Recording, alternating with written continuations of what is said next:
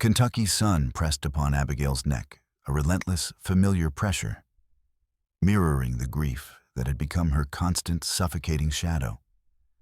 A weight she carried like a second skin, dust motes, like tiny ephemeral spirits swirled in the stark shafts of light penetrating the small window of her cabin, highlighting the frayed threads of the dress she mended. She paused, needle still, the silver glint momentarily forgotten.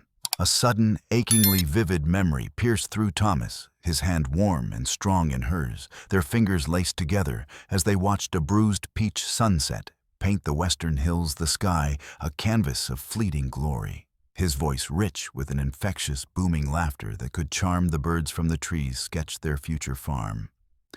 A small plot with a sturdy cabin, a field of corn shimmering gold, and the promised sound of children's laughter echoing through the trees. A future now reduced to ashes, to a hollow ache in her chest that no amount of mending could fix. Only weeks ago, the gnawing unease that had settled over her like a damp shroud had begun to take a more tangible, sinister form. A shadowed figure, little more than a silhouette against the dying blood-red light, had been seen lingering near the tree line, bordering her isolated cabin on several consecutive dusks. Each rustle of leaves, each snap of a twig, sent her heart into a frantic tattoo against her ribs. When she'd finally summoned a desperate sliver of courage to call out her voice, a thin, trembling thread in the vast twilight, the figure had dissolved into the deepening gloaming like smoke from a doused flame, leaving only a crude, unsettling drawing on her doorstep. A bird stark and eyeless, its tiny form pierced by a cruelly drawn thorn. Then a hastily scrawled note penned on rough parchment had appeared beneath her door, bearing a single ominous word, Elkhorn. Watches, a 19. Abigail was a widow before truly being a wife. Her Thomas, so vibrant, so full of irrepressible life and laughter, had been snatched by the fever that scythed mercilessly through the valley last spring. He had left an aching void that pulsed with a rawness mere memory couldn't capture. His laughter, once a living melody brutally ripped from the score of her days, was now a dwindling whisper in the vast, voracious entity of the ensuing hush. The silence of the cabin, once filled with his cheerful whistling and teasing jests, now felt like a palpable entity, a living, breathing predator. Her needle, a diminutive silver glint, was her sole weapon against the encroaching specters of poverty. And a solitude so profound it felt like a physical presence, cold and clinging, in the small, silent dwelling. Each stitch was a study in precision, a desperate, intricate regimen to occupy her trembling hands and leash her runaway mind from wandering into the desolate, haunted territories of what might have been territories now tinged with a nascent, unnameable fear that crawled like ice beneath her skin. But the small Kentucky hamlet offered scant solace beyond muted, almost whispered condolences, furtive, pitying glances that slid away if she met their eyes, and rapidly diminishing orders for new gowns. Hope, it appeared, had gathered its meager, threadbare belongings and journeyed westward, or perhaps had been deliberately, methodically chased away. Just days after the last sighting of the shadowy watcher, while sorting through Thomas's few possessions, a heartbreaking task she'd postponed until her grief felt less like an open, bleeding wound. A small, worn, leather-bound journal had fallen from the neatly folded depths of his oilskin coat. Her breath hitched a painful little catch in her throat. Tucked within its yellowed pages, alongside a crudely carved wooden bird with unblinking obsidian chip eyes that seemed to absorb the meager, flickering lamplight, was a hastily scrawled entry. His usually neat, flowing script, agitated, hurried, and strangely spidery, met a preacher Gideon from a place called Elkhorn out west, speaks of it as God's own, Eden, a sanctuary blessed and untouched. Silas Blackwood Young, Silas from Miller's Creek, went last autumn chasing promise. Haven't heard from Silas since, not a word, not even to his ma. Another traveler face, like a bleached skull skin, stretched taut over sharp bone, whispered a warning at the crossroads today. Eyes darting like frightened birds, seed of Elkhorn. Some gardens, lass, are fed by more than just water. Some bloom only on deep sorrow, a peculiar tithe. Claimed preacher. Gideon's eyes hold winter a deep unmelting frost that no sun can touch. This traveler, he gave me this odd bird carving. Said it sees what men try to hide, sees the truth beneath the pretty lies. Claimed it would guide the honest heart and damn the deceitful soul. Abigail's fingers, trembling slightly, traced the contours of the carved bird from the journal. Then the identical one she'd clutched protectively since finding the chilling drawing on her doorstep. They felt unnervingly cold against her skin, and their weight heavier than mere wood should be a tangible manifestation of Thomas's disquiet, of a fear he hadn't fully voiced to her. The journal's words, coupled with a sinister drawing, and the chilling anonymous note sent a sliver of pure ice, tracing a deliberate path down her spine. This was an unsettling counterpoint to the advertisement, Mrs.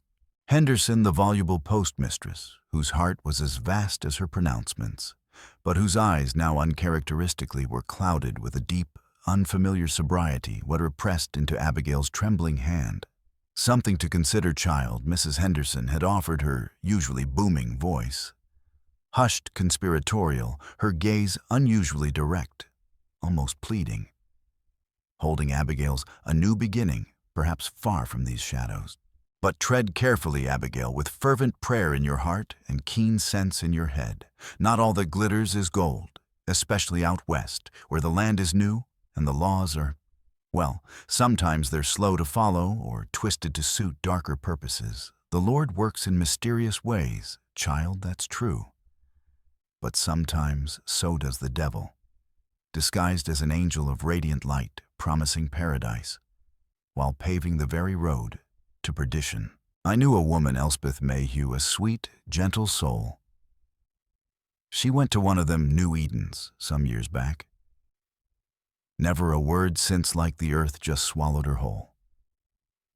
The cryptic edition, the remembered name spoken with such sudden sharp dread, startled Abigail far more than her usual well-meaning, if sometimes rambling platitudes. The advertisement itself was modest, unassuming, tucked away in a quiet corner of the newspaper, Elkhorn, a peaceful Christian haven on the western frontier. Good men, stout of heart and strong in faith, seek faithful wives to help rebuild lives touched by war and hardship. Join our growing community and find blessings in a new Eden, a land of milk and honey under God's watchful eye, Elkhorn.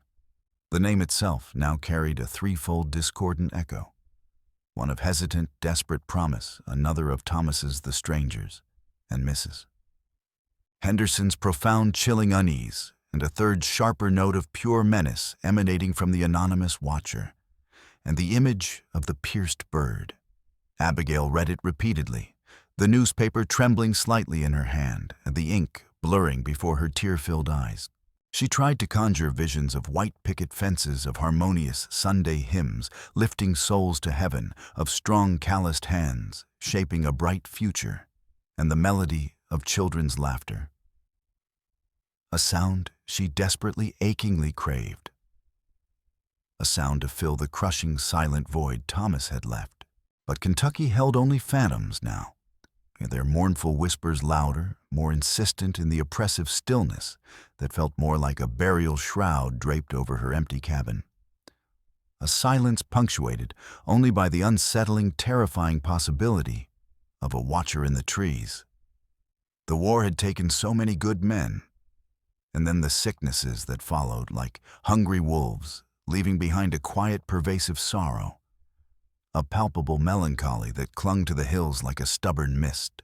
The allure of a new Eden, a place to contribute to, perhaps find a measure of peace, maybe even companionship, warred fiercely with the insidious, creeping seeds of doubt and nascent terror that had taken root in her heart. She imagined a man kind-eyed and hard-working, a man who understood loss but still looked towards the sunrise with hope, a man whose gaze held genuine warmth, not the eternal winter Thomas's journal spoke of. The advertisement spoke of faith and Abigail clung to hers, a tattered but resilient thing, even as she felt a colder, unseen presence shadowing her every prayer. The decision was not made lightly. It was an agonizing, internal battle. Waged over long, sleepless nights, the floorboards of her small cabin, creaking mournfully under her restless, endless pacing. She'd stare at the rough-hewn ceiling, and Thomas's strange wooden bird, clutched tight in one hand and the crudely drawn one lying on the pillow beside her. Their polished surfaces oddly smoothed their weight, a tangible, chilling burden against her palms. The crickets outside her window, once a comforting, familiar sound of summer nights, now seemed to mock her indecision with their relentless, indifferent chirping. The West was a wild, untamed expanse, full of dangers spoken of in hushed, fearful tones around dying embers. Terrifying tales of ruthless bandits, hostile native tribes, slow starvation, and entire settlements swallowed whole by the unforgiving wilderness, leaving no trace. But what life was this mending other people's clothes, while her own spirit frayed beyond repair? Looking over her shoulder with every creak of the porch swing, every sigh of the wind. Each precise stitch was a painful reminder of her solitude, her precarious future, a future possibly threatened by more than just poverty here in Kentucky. The words "faithful wives" resonated, a poignant counterpoint to the desolate, echoing "widow." She had been a faithful wife to Thomas for the brief, cherished, sunlit time they'd had. She knew how to care for a home, how to be a partner, a helpmeet. The idea of rebuilding, of creating something new from the ashes of the old, appealed to the very core of her being, a desperate, almost primal yearning for purpose. She wrote a letter, her hand surprisingly steady as she dipped the quill in ink. Thomas's wooden bird perched on the edge of the rough wooden table, its obsidian eyes seeming to oversee her carefully chosen words. She spoke of her skills as a seamstress, her strong character forged in hardship, her willingness to work hard, and her fervent desire for a godly home, where she could contribute and find belonging. She deliberately, carefully omitted any mention of Thomas's journal, and the sinister drawing, the unnerving note, or her growing, consuming anxieties, sealing the letter with a fervent, desperate prayer. A fragile, paper-thin hope sent out into the vast, intimidating unknown. Weeks later, a reply arrived. It was penned by the town preacher himself, Reverend Elijah Gideon. His handwriting was firm and elegant, his words remarkably welcoming and reassuring, almost effusively, so painting Elkhorn as a beacon of prosperity, community, and unwavering devotion. He spoke of the sincere desire of its men to find partners to share in God's abundant bounty, of the joy awaiting her. He enclosed a ticket for the stagecoach. There was no mention of Silas Blackwood. No casual query about potential prior threats in Kentucky that might delay her, no acknowledgement of the possibility of human wickedness, only smooth, seamless, polished perfection that in itself felt deeply, profoundly unsettling. The journey west was an unremitting, soul-crushing ordeal of rattling bones, swirling dust that caked her clothes and stung her eyes, and the ceaseless metallic grind of iron-rimmed wheels over unforgiving, rutted terrain. Days blurred into a monotonous landscape of endless sun-scorched plains that stretched to a brassy, indifferent horizon. Then rugged, unforgiving hills that climbed towards a sky too vast, too empty, too uncaring. Fellow passengers came and went, a transient river of faces, some hopeful, some haunted, all heading towards an uncertain destiny. One family, a wan mother with two hollow-eyed, silent children, spoke in hushed whispers of fleeing debt and crushing disgrace, their voices thin with a desperation that clawed at Abigail. A young man full of boisterous false bravado boasted of gold strikes further west, his eyes glinting with a dangerous avarice. Another, an elderly woman, her eyes like faded denim and hands gnarled like ancient twisted roots, leaned close one evening as the coach swayed precariously over a narrow, crumbling mountain pass, the abyss yawning beside them. "Goin' far, child," she'd rasped, her breath smelling of peppermint and something else, something strangely like grave dust. When Abigail mentioned Elkhorn, the woman's eyes narrowed, the faded denim darkening to ominous slate. Elkhorn, you say, heard tales of new settlements springing up like mushrooms after a rain. Some blessed by sunshine, others grow in shadowed soil, drawing sustenance from things best left undisturbed, things that hunger. Keep your wits sharp as a new honed knife, girl, and trust your gut feeling over any honeyed words or pretty promises. A lone woman is easy prey for wolves, whether they walk on 4 legs or 2, and some 2-legged ones wear the shepherd's cloak to hide their fangs. The warning echoing Mrs. Henderson's dread and the sinister undertones of Thomas's journal settled like another cold, heavy stone in Abigail's gut.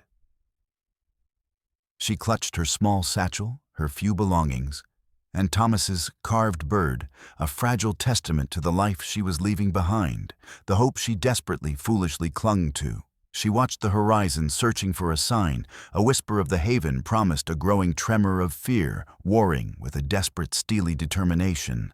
She would make this work, she had to. There was nothing left for her but this chance. However shadowed and uncertain it seemed, when the stagecoach finally rumbled to a jarring halt and the dust settling like a weary final sigh. The driver calling out, "Elkhorn. End of the line, folks." Abigail's heart pounded against her ribs like a wild drum trapped in a snare, each beat echoing in her ears. She peered out her breath, expecting a bustling settlement, the sounds of construction, the lively chatter of a thriving community. And for a dazzling, deceptive moment, that's exactly what she thought she saw. Elkhorn was nestled in a picturesque valley, surrounded by tall, dark pines that stood like benevolent, ancient sentinels, though their shadows lay long and cool, even at midday. The buildings were neat, freshly painted a welcoming white, their surfaces unmarred by time or weather. And the street between them, swept clean of any debris almost unnaturally, so as if no leaf ever dared to fall, no mud ever dared to splash. Children's laughter, bright and clear, spilled from a yard where a group played tag around an ancient gnarled oak, their movements strangely graceful, almost too choreographed, like figures in a well-rehearsed play. 2 women tending a vibrant flower garden by a porch whose blooms were too perfect, too vivid in their saturated hues, looked up and offered warm, genuine smiles and a friendly wave. Though their eyes, Abigail noted with a small, creeping chill, didn't quite meet hers, lingering on a point just past her shoulder, as if looking for someone else. A few men mending a fence nearby with quiet, efficient, almost rhythmic movements, paused to nod in greeting, their expressions placid, almost vacant. The air felt clean, hopeful, crisp, with the scent of pine and something faintly, cloyingly sweet, like distant, overripe blossoms. A wave of profound, yet fragile relief washed over Abigail. Perhaps her fears had been unfounded, perhaps this truly was Eden, perhaps the shadows had been of her own, making figments of her grief-stricken imagination. A tall man in a dark, impeccably tailored suit, its somber cloth seeming to absorb the weak sunlight, stepped forward as she descended from the coach, her legs stiff and unsteady. His face, though lean and deeply lined, was composed in an expression of grave welcome, a sculptor's meticulous study in piety. His eyes, a pale, washed-out blue that seemed to absorb the light rather than reflect it, were like chips of winter sky. Yet his initial smile was pastorally reassuring, if a little too fixed, "Miss Abigail." He said, his voice low, but resonant, carrying an undertone of undeniable silken authority, blended with apparent kindness, a voice that seemed to fill the unnervingly quiet street, a voice accustomed to being obeyed. "Abi and Reverend Gideon, welcome to Elkhorn. We have been eagerly, prayerfully awaiting your arrival." His handshake was firm, his fingers cool but not unpleasantly, so the grip lingering a fraction too long, a subtle, almost imperceptible assertion of possession of claim. This was the man whose elegant letters had promised such warmth, such community. He led her through the town, his long strides unhurried, setting a deliberate pace. She struggled to match on her weary legs. The few people they passed, a woman carrying a basket of unnaturally white laundry, 2 men conversing quietly, almost soundlessly by the silent smithy, offered respectful, almost reverent nods to the Reverend, and curious, seemingly friendly smiles to Abigail. Though their eyes held a similar vacant, watchful quality she'd glimpsed earlier, a polite surface curiosity overlaid with something unreadable, an unnerving passivity like dolls waiting to be animated. There was an orderliness to Elkhorn that was undeniably impressive, yet profoundly, almost suffocatingly unnatural. Every house looked meticulously maintained, every fence perfectly mended, yet there were no signs of individual expression. No children's forgotten toys littering the pristine yards, no haphazardly piled firewood beside the doors, no clotheslines flapping with colorful wind-blown garments, only a muted sterile uniformity. The air itself seemed to hold its breath, as if fearful of disturbing the perfect unblemished surface. "You must be weary from your arduous journey," the Reverend said, his voice echoing slightly in the strangely quiet, unnervingly well-kept street, a street utterly devoid of the usual cacophony, the dirt, the vitality of a frontier town. "You will rest and recuperate. We have made arrangements for you to stay at the manse with Mrs. Davies, a most devout and kind woman, until you are settled and spiritually prepared for the blessings to come." He gestured towards the church, a simple wooden structure with a tall, unadorned steeple gleaming white in the afternoon sun, its starkness more imposing than welcoming. Beside it stood a modest but immaculate house. The preacher's manse, equally pristine, equally devoid of life's joyful mess. Mrs. Martha Davies, a woman of robust build, with a smile that seemed permanently, unyieldingly etched on her kindly face, and eyes that crinkled warmly at the corners, though the warmth didn't quite reach their watchful assessing depths, greeted her at the door of the manse. "Abigail, my dear, welcome, welcome. We are all so thrilled to finally meet you. The Reverend has spoken so highly of your piety and good character." Her embrace was surprisingly strong, enveloping Abigail in the scent of lavender, freshly baked bread, and something else faintly medicinal, almost cloying, that tickled the back of Abigail's throat. "You look utterly exhausted, poor child. A warm bath, a light supper, and a cup of my special calming infusion will set you right as rain. It helps settle the spirit after such a long and trying passage, clears the mind of worldly dust and worrisome thoughts." The aroma of the promised infusion, sweet, herbal, and strangely pervasive, already filled the air of the spotless, rigidly ordered home, every object in its precise, unvarying place. Within 48 hours, a bewildering whirlwind of quiet, insistent preparation, gentle, almost hypnotic persuasion, and subtly insistent counsel from both Gideon and Mrs. Davies. Abigail was married. The ceremony took place in the church, attended by a score of townsfolk. Their faces solemn, yet seemingly content, turned towards her, with benign, almost beatific approval that felt strangely disconnected from her own swirling emotions of apprehension and unreality. Mrs. Davies had helped her press her best blue calico dress, and even found a small cluster of unnaturally perfect waxen white wildflowers to pin in her hair, or their scent faint and almost artificial, devoid of true floral perfume. The Reverend's voice, firm and pious, droned through the vows, his words like honeyed, heavy pronouncements in the hushed, expectant space, speaking of sacred unions, the blessing of obedience, and the divine harmony of Elkhorn. When he pronounced them man and wife, there was no kiss. But he did place a paternal possessive hand briefly on her shoulder, his pale eyes meeting hers with an unreadable intensity that sent a shiver of pure, unadulterated dread down her spine. Despite the warm, candlelit room, "Welcome to the fold. And Abigail, you are now Mrs. Gideon, a cherished member of our Elkhorn family, bound to its sacred purpose, integral to its continued prosperity." The wedding night was peculiar, to say the very least, a chilling study in detached control.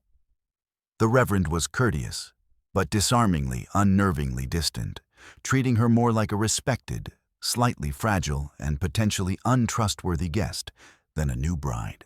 He spoke at length, not of them their shared future or any mundane hopes and dreams, but of Elkhorn's unique spiritual harmony, of the sacred duties of its citizens, the profound importance of spiritual preparedness for new blessings, and the absolute necessity of purging lingering earthly attachments and debilitating memories.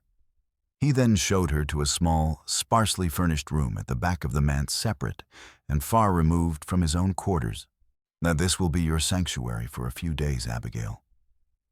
He explained, his voice soft, almost a silken caress that raised the hairs on her arms. "A period of prayerful transition for your spirit to acclimate to Elkhorn's unique frequency, its vital resonance. It is important for new arrivals, particularly those joining our most sacred covenants, to undergo a spiritual cleansing to prepare themselves for true communion with the land and its abundant gifts, Mrs. Davies will attend to your needs and guide you in your meditations." Before leaving, his gaze fell upon Thomas's carved bird, which Abigail had unconsciously placed on the small bedside table. A fragile, desperate link to her past, an unusual little totem. "Mrs. Gideon, where did you come by it?" His tone was casual, almost an afterthought, but his eyes sharpened with a pinprick of unnerving predatory focus, like a hawk spotting prey from a great height. "My late husband carved it, Reverend." Abigail replied, her voice steadier than she felt the lie about keeping only one bird forming quickly on her tongue as she surreptitiously hid the other one. The watcher's gift beneath her pillow, a keepsake of a life now gone, a life that meant everything to me. He nodded slowly, his gaze lingering on the bird for a beat too long, a faint, unreadable smile playing on his thin lips. Indeed, keepsakes can hold potent memories. Sometimes such memories are heavy burdens best surrendered for a higher, more profound peace for the communal good. He then departed, and as the door closed, Abigail heard the soft, distinctive, chillingly familiar click of a lock engaging on the outside. Not just closing the door, but locking it firmly. Panic, cold and sharp as a shard of ice, pierced through her weariness and confusion. She lunged for the knob, rattling it frantically, then pounded on the thick, unyielding wood. Her calls for the Reverend, for Mrs. Davies, echoing unanswered in the suffocating, impenetrable stillness of the manse. The room was a cell, stark and bare.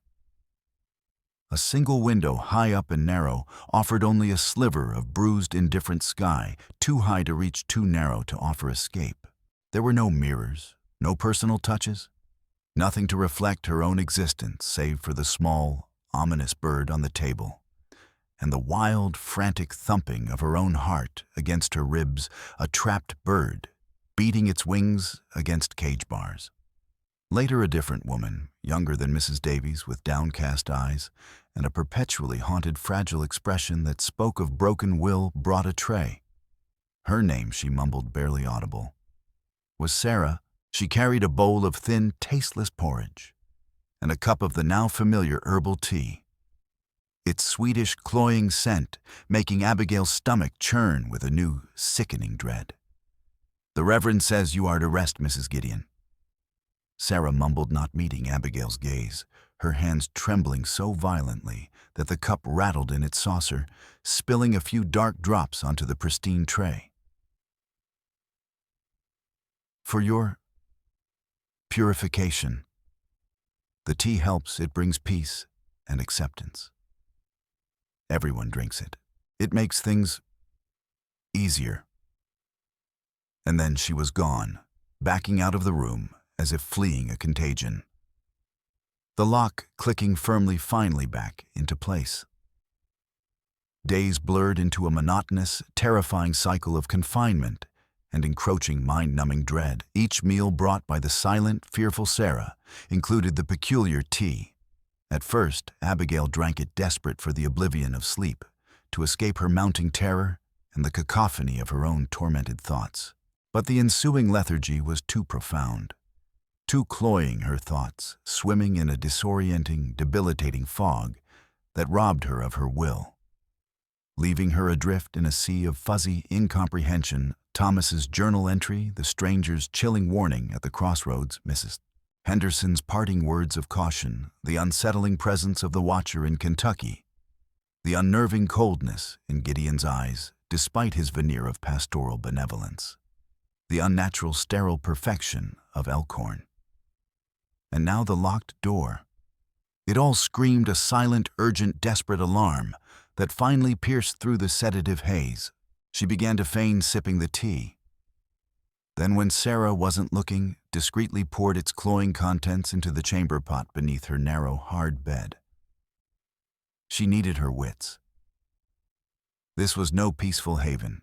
This was a beautifully disguised prison, a meticulously crafted cage designed to break her spirit. "Sarah," Abigail ventured one day, her voice gentle, trying to reach the terrified woman beneath the subservient, shattered shell, when Sarah brought her meager meal. "Why are new brides locked away like this? What truly is this purification the Reverend speaks of?" Sarah flinched, as if struck, nearly dropping the tray, her eyes wide with a terror that seemed to look past Abigail to something monstrous beyond.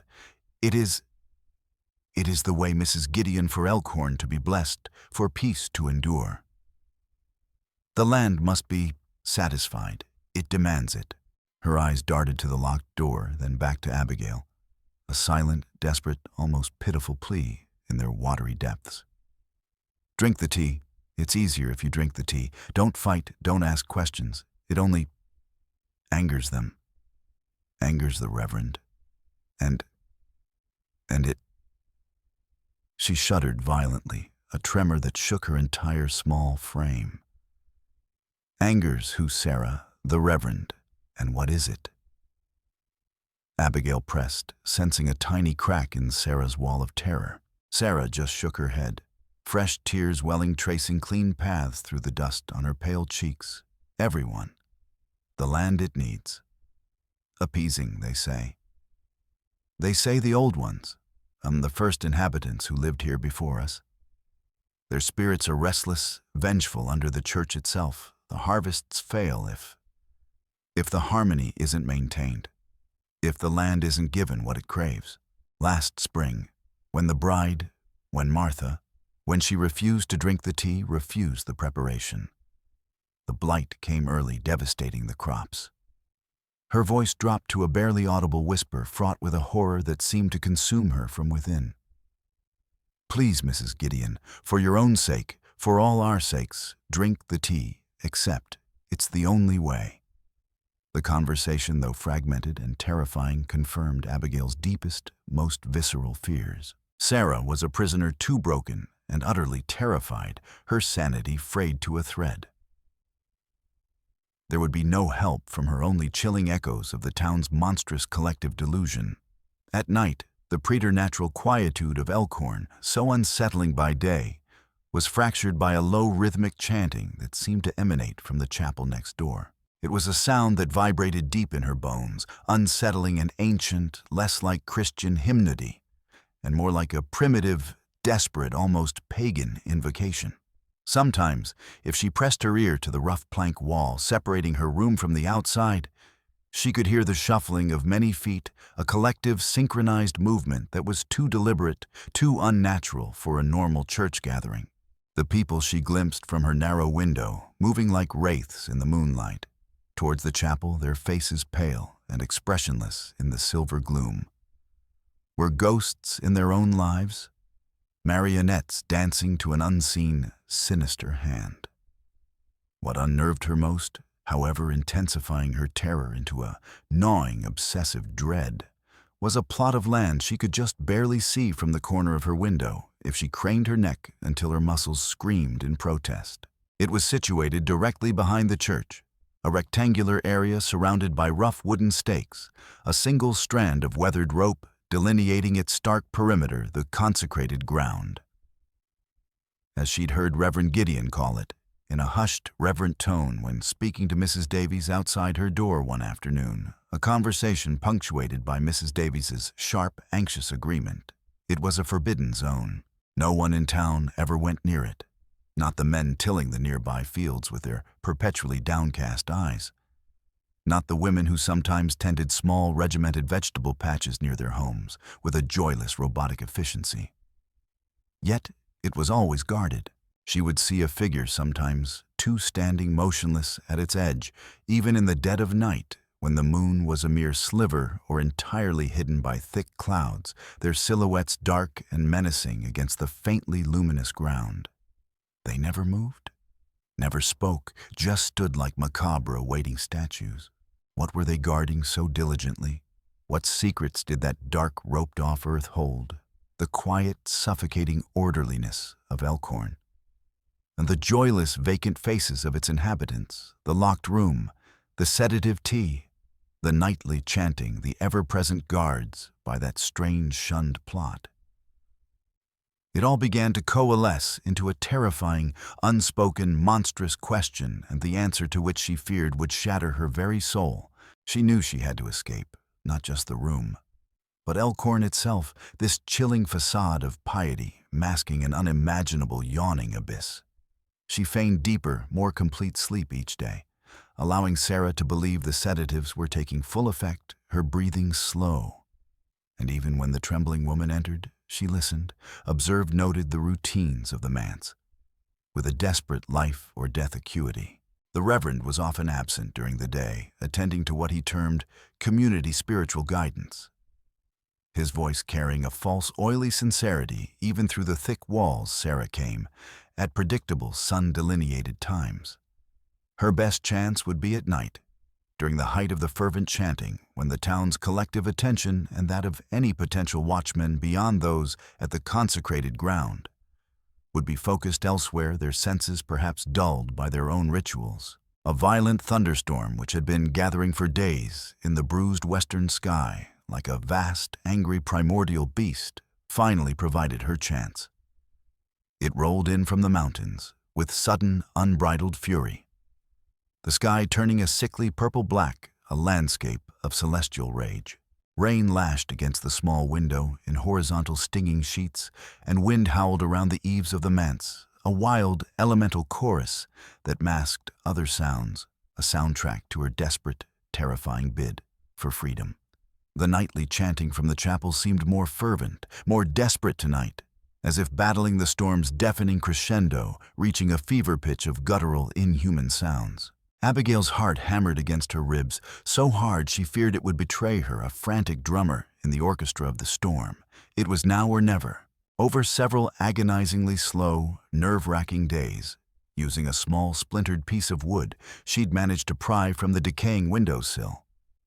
A painful, bloody endeavor that had cost her several broken fingernails and raw, bleeding fingertips. She had painstakingly, incrementally worked loose one of the floorboards beneath her narrow, lumpy bed. The space beneath was shallow, dusty, filled with cobwebs, and the scuttling sounds of unseen scurrying things, but it was a hiding place. When Sarah brought her evening meal, looking even more frightened than usual, due to the storm's terrifying intensity, her face pale as death and eyes wide with superstitious fear, Abigail pretended to be fast asleep, her breathing deep, and even one arm flung across her face as if in deep slumber. Sarah, eager to leave the unsettling room, and the storm's palpable fury, barely glanced at her before placing the tray on the small table and scurrying out like a frightened mouse. The lock clicking firmly, finally behind her, Abigail waited, her senses strained to their breaking point, every nerve ending alive and screaming until the sounds from the chapel reached their zenith, a wave of primal, terrifying sound washing over the manse. Then carefully, silently, her movements practiced in her mind 1,000 agonizing times, she slipped the contents of the teacup and most of the gray, unappetizing porridge under the loose floorboard onto the damp earth below. The lock on her door was an old, simple tumbler mechanism, using the flattened handle of a pewter spoon she had managed to conceal from a previous meal hidden deep beneath her thin, lumpy mattress, a relic she'd pocketed with furtive, desperate calculation. She began to probe at the lock. Her fingers, slick with nervous sweat, were clumsy, the spoon slipping, scraping softly against the worn metal. Each tiny metallic sound magnified 1,000-fold by her terror, sounding like a gunshot, in the maelstrom of her fear. Minutes stretched into an eternity, each tick of an unseen clock, a hammer blow against her fragile composure. The storm raged outside, a divine chaotic accomplice, its fury her only shield. Finally, with a soft, almost imperceptible click that was nonetheless as loud as a thunderclap to her heightened senses, the latch gave way. Freedom, or the illusion of it, a brief terrifying respite before an even greater, more dangerous unknown.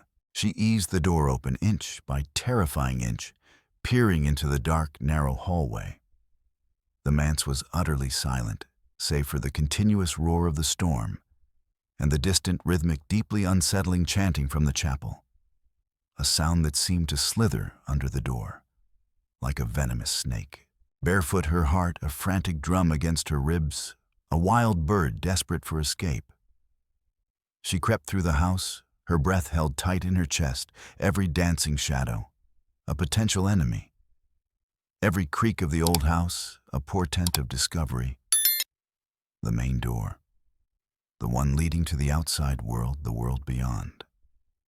Gideon's suffocating control was bolted from the inside with a heavy iron bar thick and cold to her touch. It took precious, agonizing moments, her hands fumbling with the cold, unyielding metal, her muscles straining against its stubborn resistance, before it too yielded, with a protesting, drawn-out groan that seemed to echo ominously through the silent house. Outside, the rain was a brutal cold shock, plastering her thin nightgown to her skin.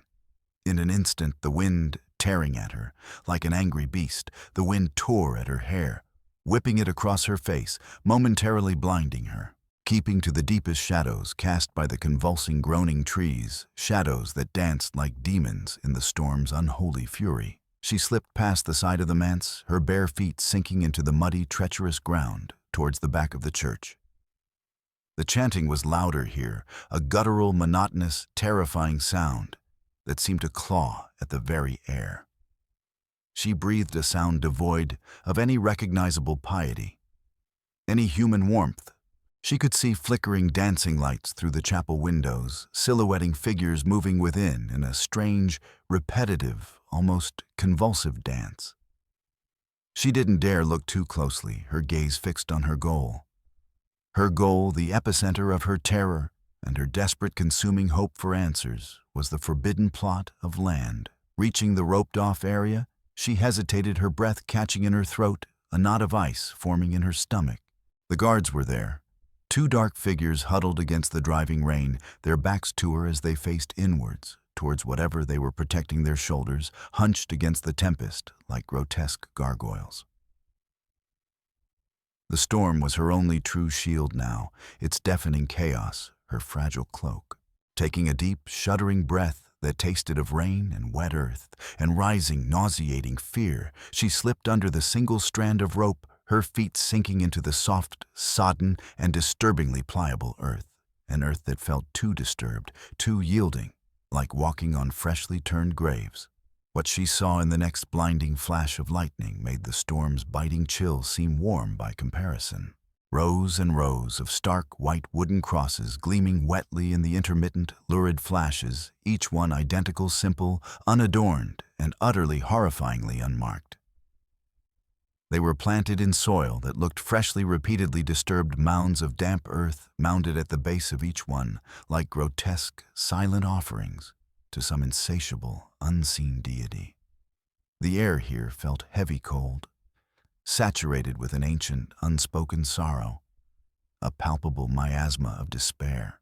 She began to count, her mind numb with a dawning, sickening realization that spread like a cold poison through her veins, paralyzing her will. 10, 20, 30, 40, 47, 47. Identical white crosses stretching away into the stormy darkness like a ghostly, silent legion of the damned. Then she saw it, a detail that froze the blood in her veins, stopping her heart mid-beat, stealing the very air from her lungs.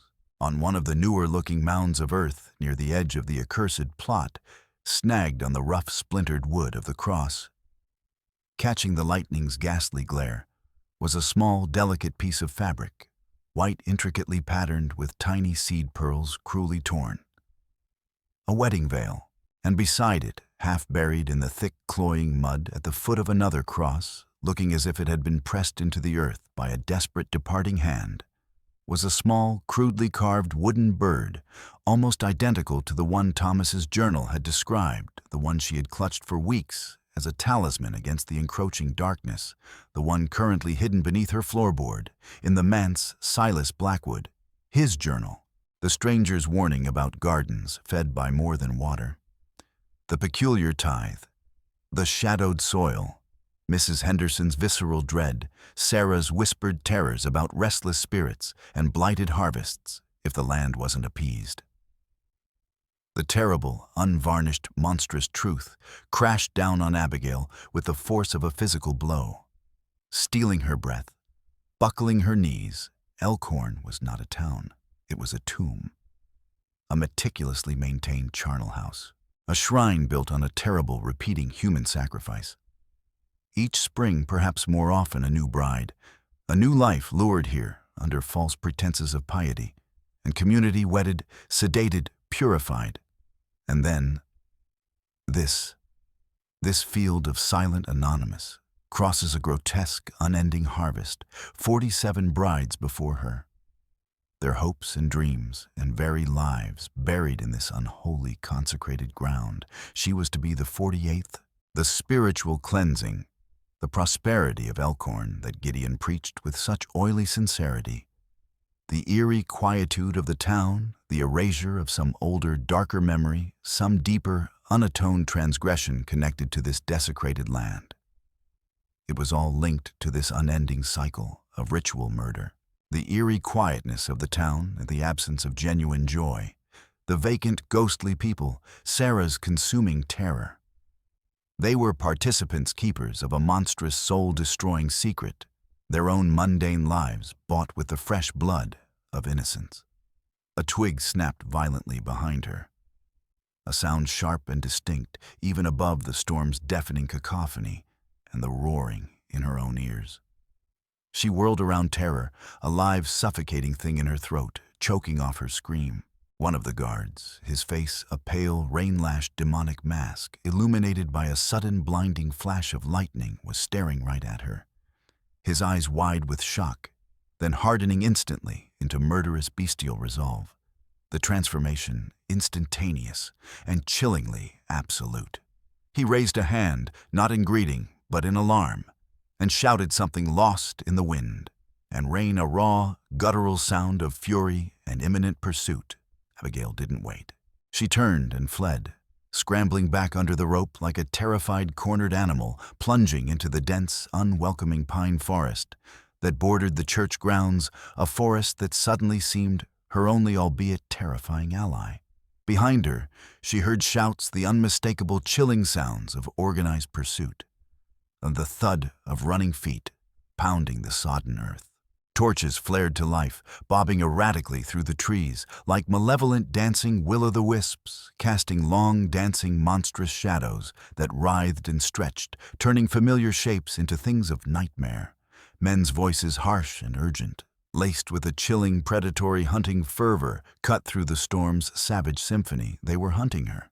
She ran blindly, pure animal instinct, her only guide branches whipping at her face like angry lashes, unseen thorns tearing at her thin nightgown, and tender skin leaving bleeding trails across her arms and legs. The forest was a disorienting, claustrophobic maze of impenetrable darkness, slick, treacherous mud, and torrential, blinding rain. Her lungs burned a fire in her chest. Her legs ached with a pain that transcended mere muscle fatigue, rapidly becoming an agonizing, unbearable torment. But the ghastly, searing image of those 47 white crosses of the torn veil of Silas Blackwood's pathetic little bird, marking his forgotten, unhallowed grave, propelled her forward with the energy of sheer, abject terror. She had to get away. She had to tell someone.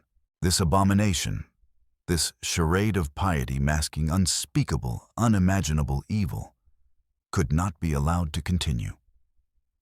She stumbled into a thicket, unseen branches clawing at her, then suddenly burst into a small, moon-drenched clearing, only to see a pair of yellow eyes gleaming from the shadows.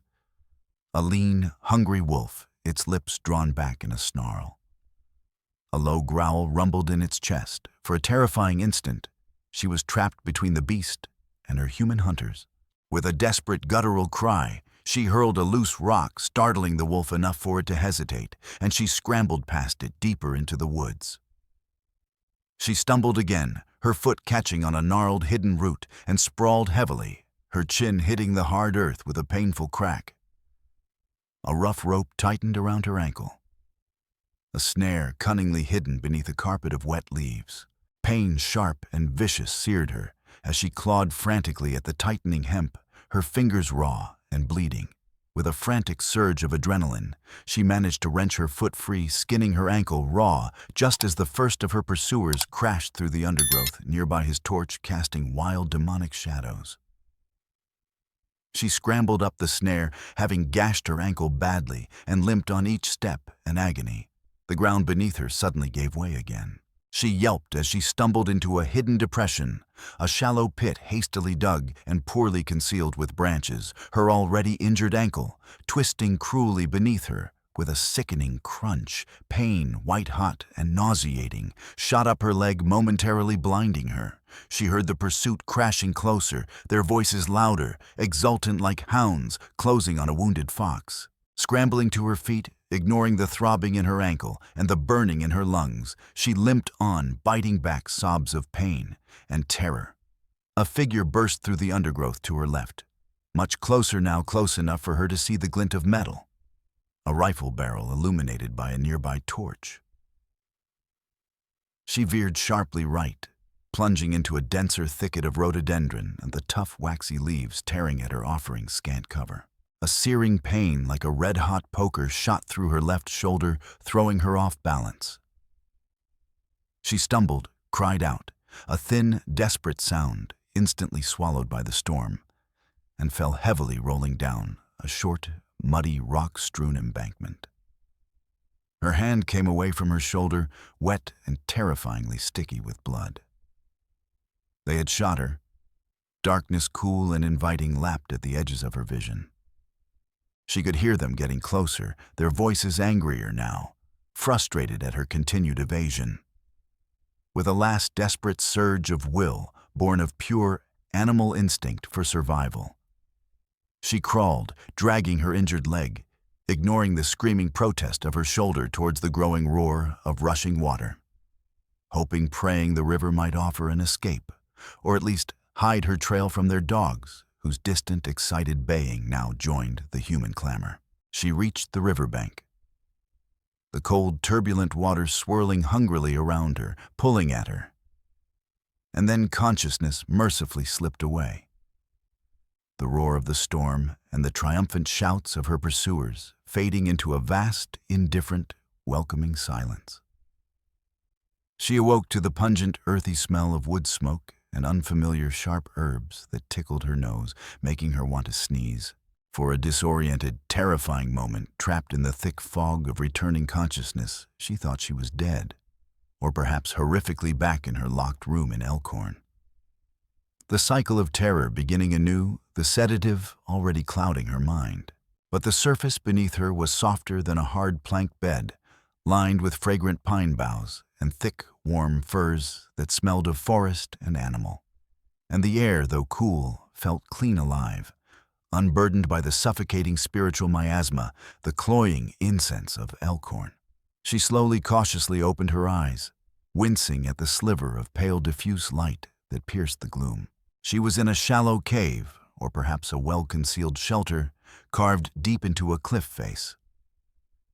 The rock walls damp and cool to the touch, a small, expertly built fire crackled nearby, its smoke cleverly channeled upwards, through a natural fissure in the rock, casting flickering, dancing shadows on the rough rock walls that writhed like living things. Her shoulder throbbed with a dull, persistent ache, a deep burn rather than a sharp stab, but it had been skillfully cleaned and bandaged with some sort of poultice made of crushed green leaves and sticky, amber-colored resin that smelled strangely comforting, wild and clean. A figure sat near the fire, tending it with economical, precise movements, his back to her. He was lean and muscular, his dark hair long and tied back from his weathered face, with a simple leather thong. As if sensing her gaze, the subtle shift in her breathing, he turned. His face was indeed weathered, etched with the lines of hardship and constant vigilance. A face that had seen too much, endured too much battle. Hardened and yet strangely noble. His eyes dark as forest pools at midnight. Yet they held a deep, quiet intelligence, a profound ancient sorrow, and an unyielding, unbreakable resolve. He wore simple buckskin clothing, worn soft with age and use, and a sheathed knife, its hilt worn smooth with long use, rested on his hip. He looked at her without speaking for a long moment, his expression unreadable. Appraising, his gaze piercing, yet not unkind, like a hunter assessing an unknown creature. Fear, a reflexive Pavlovian response to any unknown male presence after the horrors of Elkhorn and the raw, predatory brutality of Reverend Gideon, tried to grip her, to send her screaming. But it was muted by her profound exhaustion and the lingering shock and a strange, inexplicable sense of calm that emanated from this man, from this primitive, wild place. This man was not one of the Elkhorn townsfolk, with their vacant eyes and false, twisted piety. His presence felt different, wilder, more elemental, deeply connected to the rugged, untamed land around them, a part of the ancient earth itself. "You are safe here," he said finally, his voice deep and resonant, like the rumble of distant thunder or the earth itself speaking through him. He spoke English, but with an accent she couldn't quite place, imbued with the cadence of an older, more guttural tongue. "The men from the town, the cutters of souls, the soul eaters, they will not find you. The storm has aided your escape, and we have obscured your trail further, led them on a false chase towards the crumbling bluffs by the Serpent River." Abigail tried to sit up, wincing, as a fresh wave of dizzying pain shot through her shoulder, a groan escaping her lips before she could stop it. Who are you?" she whispered, her throat dry and raw, her voice raspy, barely audible above the crackling fire. "I am called Stone Fox," he replied, his gaze steady, unwavering. "This valley, this land? It was once the land of my people, the Nemena, the people of the Whispering Pines, before Elkhorn came, before their false god and their false promises, before their white fences built on stolen earth, and their shadowed blood-fed gardens." He rose with a fluid, almost feline grace, and came towards her, offering a crudely carved wooden cup filled with cool, clear water. She drank gratefully the liquid, soothing her parched throat, cooling the fire within. As she drank, he examined her bandage briefly, his touch surprisingly gentle for a man whose hands looked capable of such formidable strength, hands that had clearly known both hard toil and desperate combat. "You were lucky," he said, his eyes flicking to her shoulder, then back to her face, his expression softening almost imperceptibly. "The bullet passed through cleanly missed bone, but you lost much blood. We found you by the river, half submerged, caught in the reeds like a broken doll, more dead than alive. They were close, their dogs baying like demons from their white man's hell. Had the storm not been so fierce, washing away your scent so quickly, and had we not been watching their nocturnal rituals, their dogs would have led them to you long before their torches guttered," Abigail asked, confused, her mind still struggling to process the dizzying whiplash shift from abject pursued terror to this strange, precarious sanctuary. Stone Fox nodded towards the deeper shadows of the cave shadows that seemed to hold more than just darkness, shadows that pulsed with unseen life. Slowly, silently, other figures began to emerge, materializing, as if from the rock itself, their movements fluid and almost invisible, making no sound on the stone floor. Men and women, their faces as weathered and resolute as Stone Fox's, their eyes holding the same potent blend of profound sorrow, unwavering vigilance, and unquenchable burning fire. They were few, perhaps a dozen in all, clad in buckskin and furs, some bearing bows crafted from dark, resilient wood. others long, wickedly sharp knives, but they moved with a quiet assurance, a profound sense of belonging to this wild place, that the Elkhorn settlers, for all their rigid order and gleaming whitewashed fences, could never possess my people. A few of us remain hidden in these mountains, in the deep forgotten valleys, watching, waiting for a sign, for the time of reckoning that our grandmothers foretold. He paused, his gaze sweeping over her, as if assessing her strength, her spirit, the truth in her wide haunted eyes. Why did they hunt you so, woman, from the town, like a wolf pack after a wounded deer, with such desperate, bloodthirsty ferocity? Tears hot and bitter welled in Abigail's eyes as the full, unmitigated horror of the previous night, of her entire Elkhorn ordeal, returned in a brutal, visceral wave.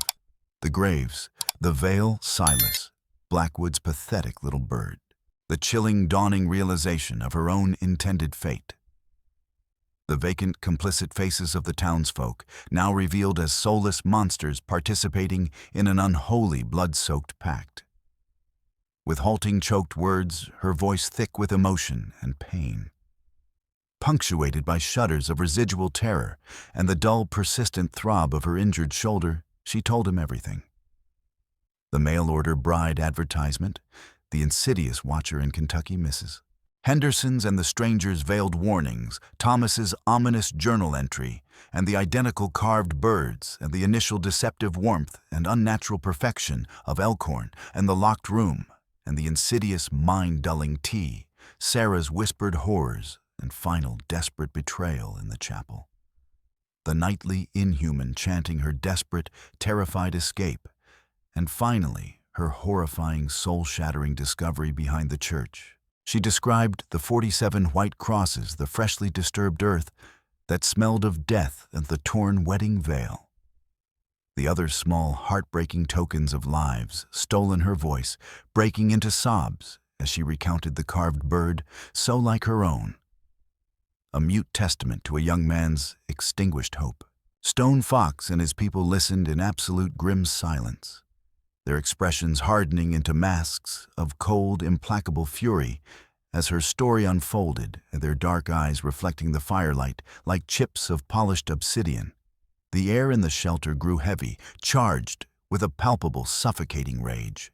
When she finished, a heavy, profound quiet filled the shelter, broken only by the crackling fire and the distant, receding rumble of the dying storm.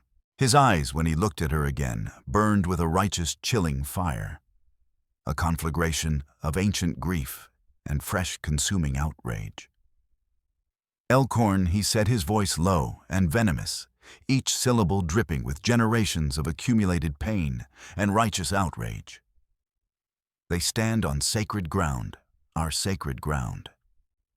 They build their pretty white lies upon the bones of truth, the bones of our ancestors. His hand drifted to the hilt of his worn knife, his fingers caressing the smooth wood. For generations beyond, counting my people. The people of the Whispering Pines lived in that valley. We honored the earth, the rivers, the sky, and they provided for us. We were part of its song, its heartbeat, its spirit. Then the settlers came. The first wave with their guns, their diseases that swept through our villages like a killing wind, and their false god who sanctified their insatiable greed and unspeakable brutality.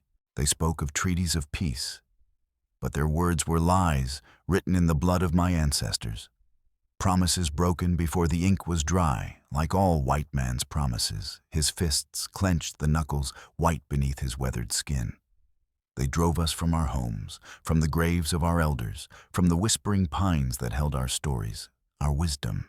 They said their God had given them the land that we were, but savages, impeding progress, obstacles to be removed like stones from a field. They built their town, their church, their monument to hypocrisy and greed on the bones of our main village, directly over the burial site of our most revered spiritual leaders, our sky talkers, those who spoke with the Great Spirit. He walked to the mouth of the shelter, gazing out at the storm-lashed, rain-swept forest, now beginning to lighten, with the first faint, gray, sorrowful promise of dawn. But we did not all leave. Some of us retreated into these mountains, into the shadows, becoming ghosts in our own land. A whisper in the wind, and they could not quite silence a thorn in their side, they could not quite remove. We have watched Elkhorn grow like a sickness, a creeping, insidious cancer on the heart of the valley. We have seen their strange, furtive rituals, heard their hollow, fearful prayers shouted to an empty sky, their hypocrisy echoing off the ancient stones. We knew they defiled the ground, and that they feared the spirits of this place. They had wronged the lingering echoes of our stolen lives. But the full extent of their evil, their systematic, ritualistic slaughter. 47 graves, you say, innocent brides lured and sacrificed to feed their poisoned, stolen well of prosperity. His voice was heavy with a new, horrified understanding. A new layer of righteous outrage that made the very air crackle with suppressed violence.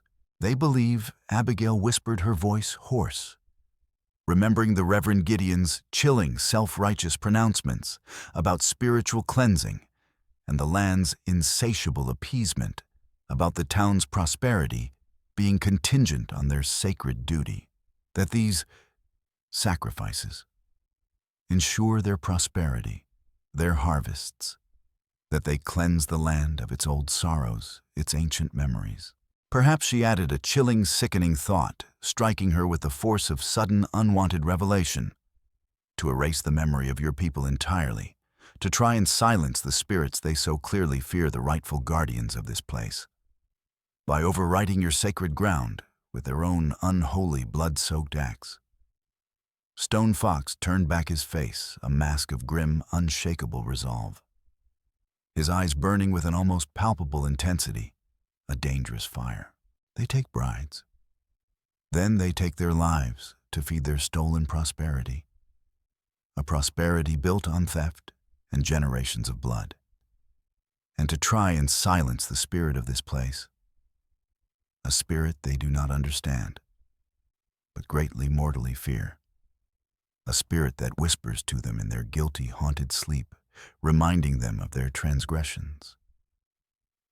He looked directly at Abigail, his dark eyes boring into hers, seeing not just a victim, but a catalyst, a weapon. For many seasons we have watched them. We have recorded their movements, their numbers, their routines, the arrival of each new unsuspecting woman, her hopeful face soon replaced by bewildered terror, then by vacant resignation. We have been waiting, preparing for the day when we could reclaim what was stolen, not just the land, but justice for our murdered people, for the memory of this sacred place, for the very soul of the valley, which they have poisoned. Your testimony, Abigail, your knowledge of what lies behind that accursed church, the undeniable proof of their ongoing monstrous atrocity. You have given us what we lacked. You are the witness we needed, the spark to light the pyre that will consume their web of lies and deceit. Abigail looked at him, at the fierce, unyielding determination in his eyes, at the silent, resolute warriors gathered around him, and their faces mirroring his own profound sorrow and burning, unquenchable resolve. And a spark of something she hadn't felt in a long, desolate time ignited within her. A flicker of dangerous, terrible hope. Not merely for escape, but for retribution, for a final, definitive cleansing ending. She was not just a victim anymore. She was a witness, and perhaps she could be something more. What will you do? She asked, her voice gaining a little strength, a surprising steely firmness rising from the ashes of her terror. Elkhorn has sown wickedness for too long, watered it with innocent bloodstone. Fox said, his voice like flint, striking steel sharp and deadly. And they will reap a whirlwind of righteous fury. A storm of our making, a storm that will wash this valley clean. He explained that his small band of warriors, though few, were skilled in the ways of the forest masters of stealth and survival, intimately familiar with the land the Elkhorn settlers merely occupied and defiled. They knew every hidden path, every secret ravine, every concealed spring. More importantly, they had knowledge passed down through generations of nemena of old mining tunnels their ancestors had sometimes used for shelter or escape during past conflicts, tunnels that honeycombed the earth beneath the valley. Some even running perilously close to the foundations of Elkhorn itself, including directly beneath the church and the profane burial ground. Tunnels that in places still held forgotten, dangerously unstable caches of blasting powder from bygone, failed mining operations initiated by earlier equally avaricious intruders' powder. They had been carefully, perilously salvaging and hoarding for just such a time. They believed themselves safe in their little haven of hypocrisy, surrounded by their pristine white fences and their hollow, empty prayers. Stone Fox continued, a grim, almost feral smile touching his lips, a chilling sight that sent a shiver down Abigail's spine. Despite herself, they believe us gone, or too few, too weak, to matter, mere ghosts they can ignore or dismiss. They will learn otherwise, and soon. The spirits of our ancestors cry out from the ground they defile, and we, their children, will answer. The plan he outlined was audacious, incredibly dangerous, a desperate gamble with their very existence. But it resonated with Abigail's own desperate need for an end to Elkhorn's reign of terror, for a cleansing of that defiled ground, for justice for the 47, and for all the unnamed nemena. She would be the key, the unwilling, terrified bait in a deadly, intricate, inescapable trap. "You must return to Elkhorn," he said, his gaze intense, unwavering, holding hers captive, demanding her assent. Abigail's breath caught in her throat, a painful, choking gasp. Return to that place of nightmares, to Gideon's cold, predatory eyes, to the memory of the locked room, to the looming, terrifying threat of the obsidian knife. The thought was a fresh wave of visceral terror that threatened to drown her newfound, fragile resolve. "They will be searching for you. The runaway bride, Abigail Gideon. They may even believe you perished in the storm, or the forest, food for wolves, or lost in the river's embrace. But they will not be expecting another new bride, a Sarah Miles, arriving so soon."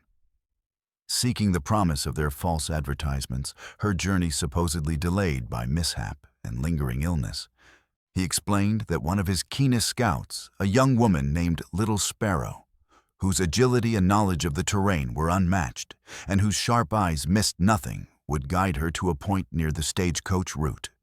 A carefully, meticulously concocted story was already taking shape in his mind. Abigail, as Sarah Miles, would claim her coach had broken down miles back, that she had fallen ill from contaminated water on the trail, thus explaining her late arrival and her weakened, disheveled state. Her bullet wound, though a challenge, could be tightly bound, disguised as a severe strain from her arduous solo trek, her pallor and stiffness attributed to her illness and prolonged exposure. They are arrogant, blinded by their own righteousness and their pressing ritualistic need. Stone Fox said, his voice laced with a deep, cold contempt. They will not expect their escaped prey to walk back into the trap, especially not so soon and under a new guise. They will be eager for a new bride to complete their disturbed ritual, their dark timeline undoubtedly disrupted by your escape. They will fear the land's displeasure at the delay, the increased restlessness of the spirits they try so desperately to placate your re-entry. However perilous is the only way we can be certain of their schedule for the next ritual. The presence of all key figures, particularly Gideon and his inner circle of killers, and gain access to the very heart of their abomination at the critical moment. It is also our best chance to retrieve any damning ledgers, any journals Gideon might keep, any irrefutable proof of their decades of slaughter before we purify Elkhorn by fire and righteous cleansing fury. Abigail's fear was a cold, tight, suffocating knot in her stomach, a living thing threatening to choke her, to paralyze her will, to send her screaming back into the wilderness. But as she looked at Stone Fox, at the quiet, unwavering strength of his warriors, who had now gathered closer, their dark eyes holding both an ocean of ancestral sorrow and an unyielding ancestral fire, she found a new, harder resolve crystallizing within her. a resolve born of shared grief and a burning need for retribution. She thought of the 47 white crosses stark and accusing against the storm-darkened sky, of the torn veil clinging pathetically to one of Silas Blackwood's little bird pressed into the mud, a silent, heartbreaking scream from a forgotten grave. She thought of the life that had been stolen from her from Thomas and from so many others known and unknown. Her fear did not vanish, but it was now overshadowed, consumed by a burning, righteous desire for justice. For an end to this insidious, creeping horror, I will do it, she said, her voice surprisingly clear and steady, astonishing herself with its sudden, unexpected conviction. Tell me what I must do. The next few days were a blur of intense, painful healing, meticulous whispered planning and quiet, grim preparation. In the hidden Namena camp, a network of caves and concealed lean-tos nestled deep in the rugged, inaccessible mountains, Little Sparrow, a woman with eyes as sharp and quick as her namesake, and hands surprisingly gentle despite their calluses, tended to Abigail's wound with poultices of potent herbs that drew out the inflammation and eased the gnawing, persistent pain, her touch conveying a silent, fierce solidarity. Stone Fox and his warriors showed Abigail maps they had drawn in the damp dirt with sharpened sticks, detailing Elkhorn's layout and the guards' routines they'd observed patiently for years, the hidden paths through the dense forest, the probable locations of Reverend Gideon's incriminating records within the manse and the church vestry. They spoke in hushed, determined tones of the volatile explosives salvaged carefully and perilously over many moons from the crumbling, forgotten mine workings, sticks of sweating dynamite, corroded tins of black powder, and how they planned to use them not for indiscriminate destruction of innocent life, should any remain in that corrupted town, but to strike with surgical, devastating precision at the very heart of Elkhorn's evil. The church, the unholy altar, the place of ritual murder, and the profane burial ground that held their terrible secrets, and the Namena's desecrated ancestors.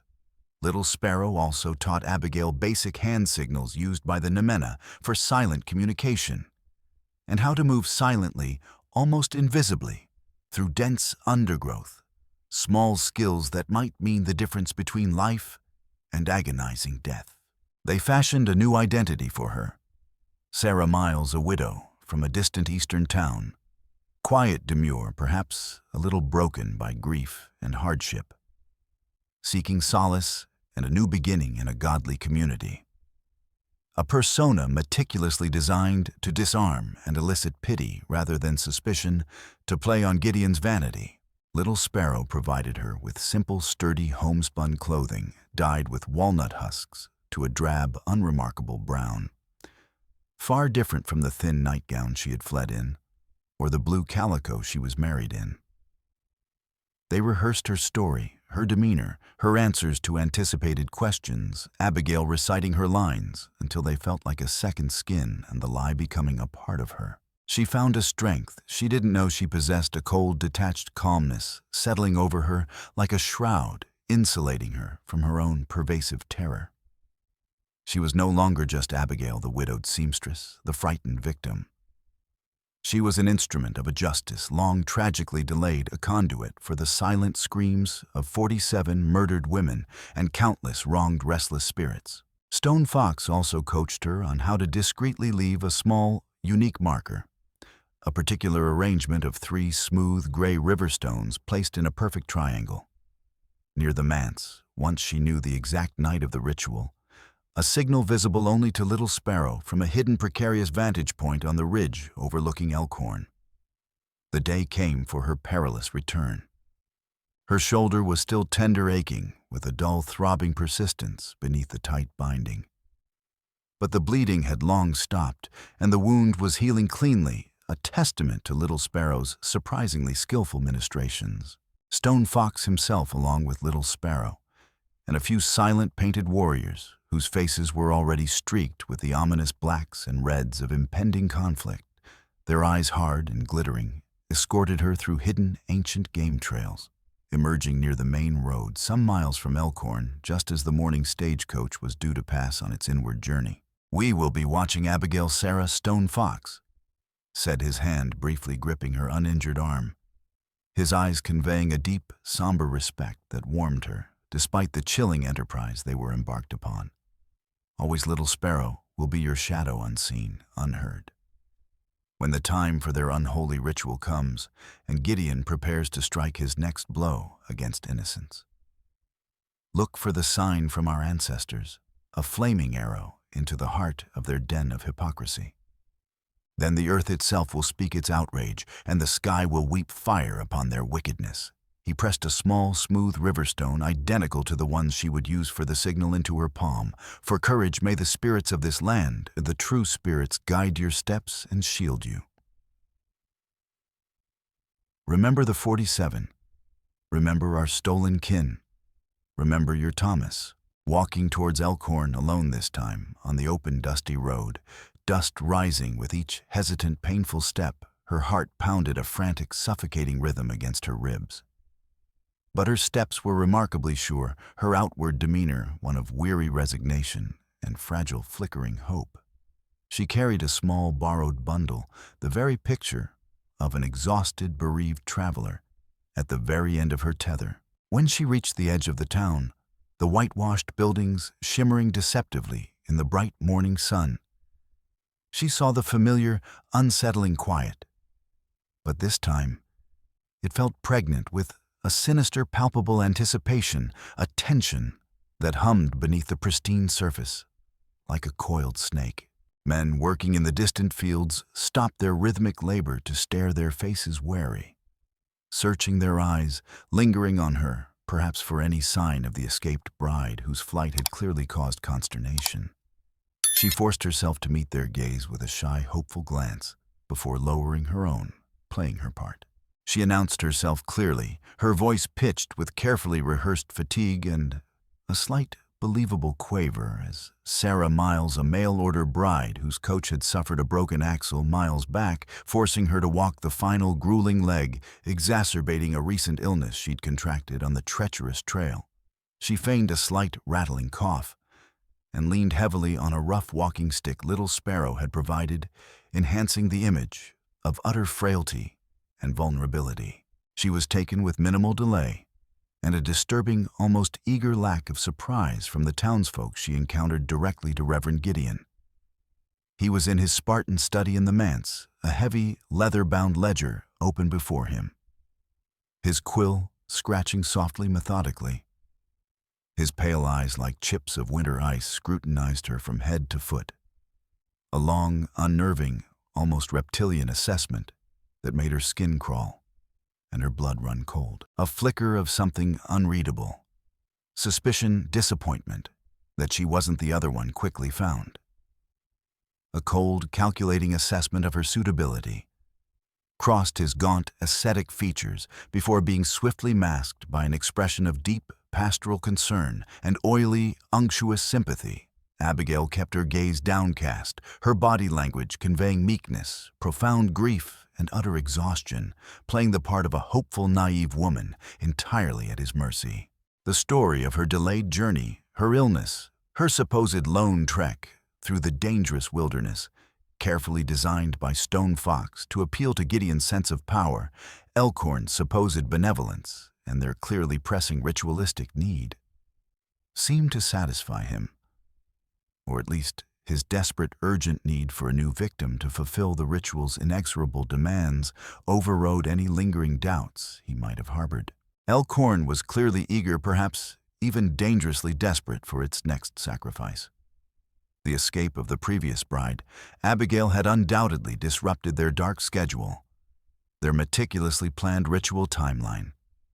The unexpected arrival of Sarah Miles was a welcome, if perhaps slightly too convenient, almost providential resolution to their pressing problem. He even made a small, pious remark about the Lord providing in his own mysterious, albeit sometimes tardy time. They did not recognize her.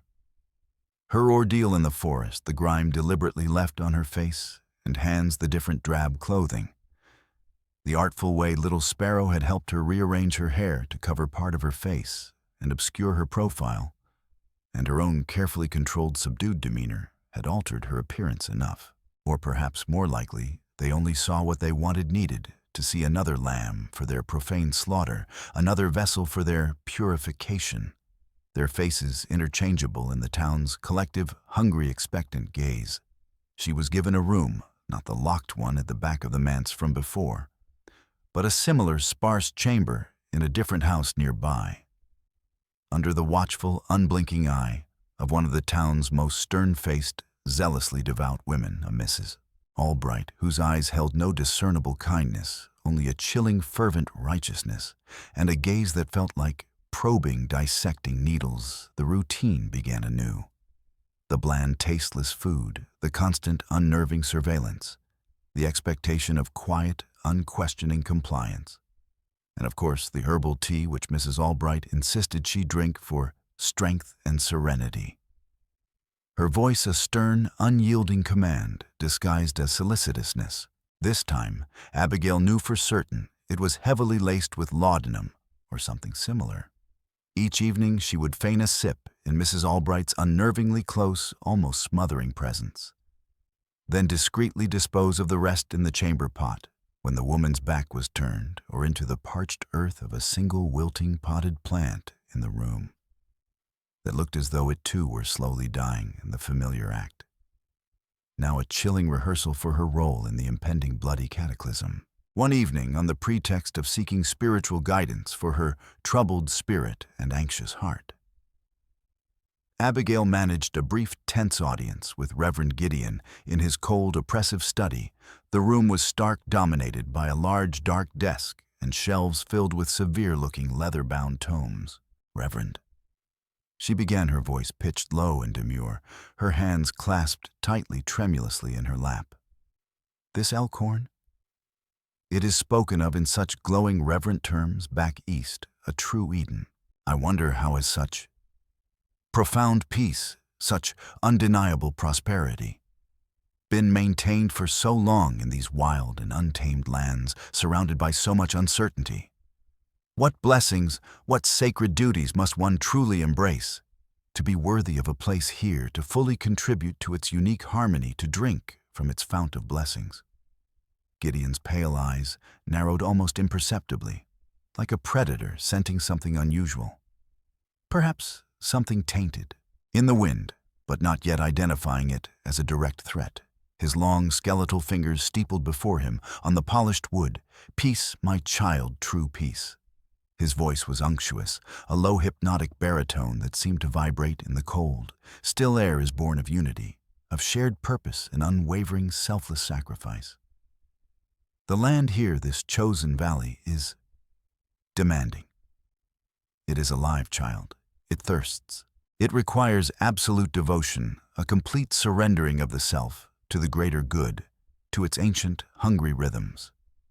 Our blessings are indeed manifold, child, but they are earned continually, earned by the pure of heart who understand and embrace their sacred duty, who offer willingly what the land requires. It demands true hearts, still warm and pulsing with life's own sacred fire, to keep its potent spirit quenched and the channels of its blessings flowing freely to us all. And these duties, are they hard to bear for newcomers? Reverend Abigail pressed, feigning innocent, humble curiosity. Her heart a frantic bird, beating against the cage of her ribs, threatening to betray her carefully constructed facade. Does the land sometimes resist those who are not yet fully attuned to its unique spirit, or those who carry heavy burdens, unconfessed sins from their past? A cold, thin, almost lipless smile touched Gideon's lips, a smile that did not reach his glacial, assessing eyes. The land yields its bounty only to the truly faithful, to those who have purged themselves of all earthly dross, all selfish attachments, resistance. My dear Sarah, is unprofitable a path to desolation, to withering. It angers the guardians of this place. Elkhorn demands harmony, an unbroken chord of pure devotion. those who cannot find it within themselves, those who cling to worldly shadows or harbor rebellious thoughts. Simply do not find a lasting place here. They wither like a plant in barren, accursed soil, their essence returning to the earth that nurtured them. The land reclaims what is owed, child, always, but do not fret. Mrs. Albright is an excellent guide. She understands the path to true submission. She will help you to achieve full attunement, to prepare your spirit for the glorious blessings that await the truly obedient, the truly surrendered. He dismissed her. Then his composure, absolute, almost serene. But Abigail sensed a new heightened watchfulness in his pale gaze, a subtle, almost imperceptible tension in the set of his hawkish jaw. She had perhaps pushed a fraction too hard. Her questions too pointed, her curiosity too keen. One afternoon, while Mrs. Albright was briefly called away, leaving Abigail under the eye of a younger, less observant woman, Abigail managed a whispered exchange with another recent arrival, a terrified girl named Elsie, barely 16, whose eyes were red-rimmed from constant weeping. They say it's an honor," Elsie choked out. "But I heard screams late last night from near the church, and a man, he was digging by moonlight." This whispered confession solidified Abigail's resolve. She was not just saving herself or avenging the past, but potentially saving Elsie too. She observed everything, every nuance, every furtive glance exchanged between townsfolk, every hushed, urgent conversation she could overhear from her cramped room or during her limited supervised walks. She noted the subtle but unmistakable increase in activity around the church as the days passed, a strange, focused, almost feverish energy. The nightly chanting grew louder, longer, more intense, charged with a raw, almost desperate primal energy, as if summoning something ancient and terrible. She knew they were preparing. She felt the invisible net tightening around her and the air growing heavier with unspoken bloodthirsty anticipation, and one moonless, starless evening, feigning a need for fresh air due to a coughing fit that shook her convincingly, she managed under Mrs. Albright's steely, suspicious gaze from the porch to walk to the edge of the small yard and leave the nearly invisible stone marker Stone Fox had instructed her about placing the 3 gray pebbles in a small, perfect triangle near the gnarled base of a blighted apple tree. She felt a profound sense of both paralyzing terror and grim, terrible satisfaction, and the trap was being set. The signal had been given. And in the forests surrounding Elkhorn, unseen, unheard by the doomed town, Stone Fox and his warriors were also preparing. Silently, like shadows given form, they moved with deadly grace, verifying the placement of the volatile charges in the old collapsing tunnels, checking their escape routes, honing their ancient silent weapons. Bows knives, heavy war clubs, they worked with a grim, focused efficiency.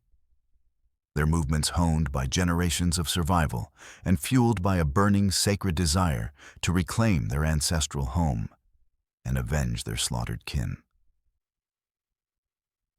They were ghosts of a different kind, ghosts of righteous, unappeasable vengeance, ready to materialize from the very earth Elkhorn sought to defile and appease. The night of the ritual arrived, heralded by a bloated blood-orange moon that hung low and malevolent in the starless sky, like a cyclopean, unblinking eye, bathing the valley in an eerie, preternatural silver light that leached all color from the world. Abigail was dressed by a silent, almost reverent Mrs. Albright, in a simple, rough-spun white gown and the traditional sacrificial attire for Elkhorn's brides, its scratchy fabric cold and abrasive against her skin. A strange, almost detached calmness enveloped her, a preternatural stillness within the raging storm of her emotions. As she was led by Mrs. Albright towards the chapel, the woman's grip like iron on her arm, her knuckles white, she could feel the eyes of the townspeople on her. They lined the path silent and unmoving, their faces unnervingly expectant, in the unnatural moonlight, their collective gaze almost hungry, predatory like wolves, awaiting the sacrifice at the altar. A low rhythmic drumming pulsed from within the chapel, growing louder, more insistent, a primal heartbeat calling for blood.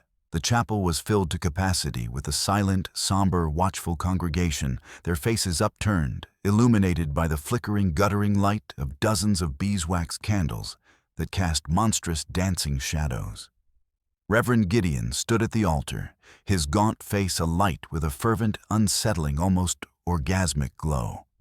His eyes glittering like shards of ice.